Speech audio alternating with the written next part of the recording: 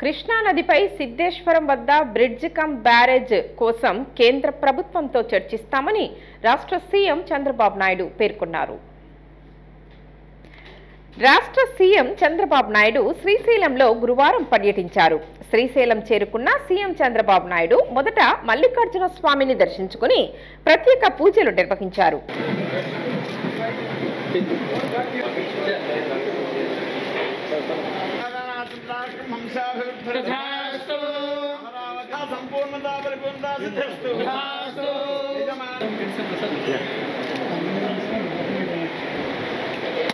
అనంతరం శ్రీశైలం ప్రాజెక్టు వద్ద కృష్ణమ్మకు పూజలు చేసి జలహారతి ఇచ్చారు.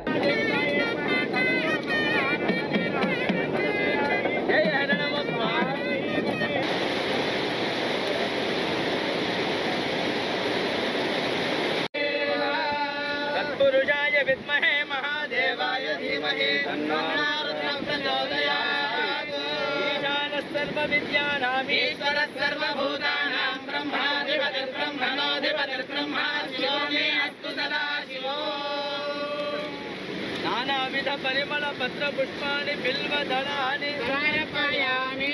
సహస్రపరమా దేవీ జగమూలా జగాంగులా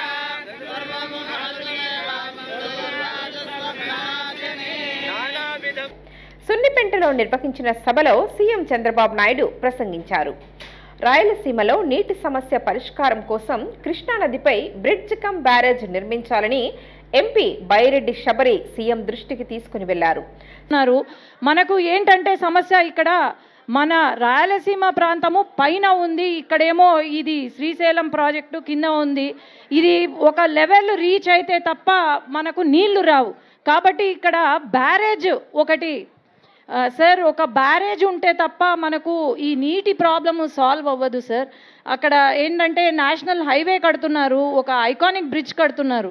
ఆ ఐకానిక్ బ్రిడ్జ్ బదులు మనకు బ్యారేజ్ వచ్చిందంటే దాదాపు 60 TMC నీళ్లు, ల్యాండ్ అక్విజిషన్ ప్రాబ్లం కూడా ఏమీ లేదు సార్, ఆల్రెడీ అయిపోయింది ల్యాండ్ అక్విజిషన్.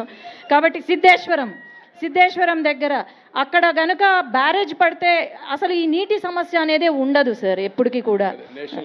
అవును సార్, నేషనల్ హైవే బదులు సెంట్రల్ గవర్నమెంట్ కూడా it has shown interest for bridge come barrage wear ever there is iconic bridge. అది ఒక్కటే మనకు నీటి సమస్య తీరుతుంది.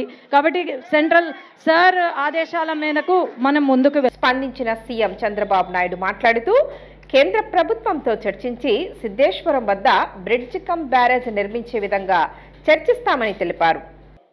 ఈ శ్రీశైలాన్ని ఒక దివ్య క్షేత్రంగా తయారు చేసే బాధ్యత తీసుకుంటాం. ఇది ఒక పవిత్రమైన పుణ్య భూమి. ఇక్కడ భారతదేశంలోనే కాకుండా ప్రపంచం మొత్తం కూడా వచ్చే అవకాశాలు ఉన్నాయి. అలాంటప్పుడు దీన్ని ఏ విధంగా అభివృద్ధి చేయాలో చేయడం, ఇప్పుడే మన రాజశేఖర రెడ్డి చెప్పినట్టు ఇక్కడ సమస్యలన్నీ పరిష్కారం చేస్తాం. శబరి గారు చెప్పినట్టు ఏదైతే నేషనల్ హైవే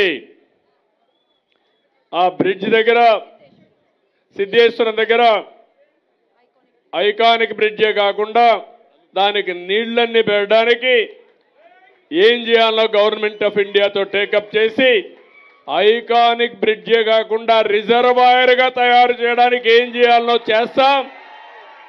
దానికి కూడా శ్రీకారం చుడతా అని చెప్పి తెలియజేసుకుంటూ కార్యక్రమంలో రాష్ట్ర నీటిపారుదల శాఖ మంత్రి నిమ్మల రామనాయుడు, రోడ్లు భవనాల శాఖ మంత్రి బీసీ జనార్దన్ రెడ్డి, న్యాయశాఖ మంత్రి ఫరూక్, నంద్యాల జిల్లా కలెక్టర్ రాజకుమారి, ఎమ్మెల్యే బుడ్డా రాజశేఖర్ రెడ్డి, రాష్ట్ర విత్తనాభివృద్ధి సంస్థ మాజీ చైర్మన్ ఏవి సుబ్బారెడ్డి, మాజీ ఎమ్మెల్యే బైరెడ్డి రాజశేఖర్ రెడ్డి, పలువురు ఎమ్మెల్యేలు పాల్గొన్నారు.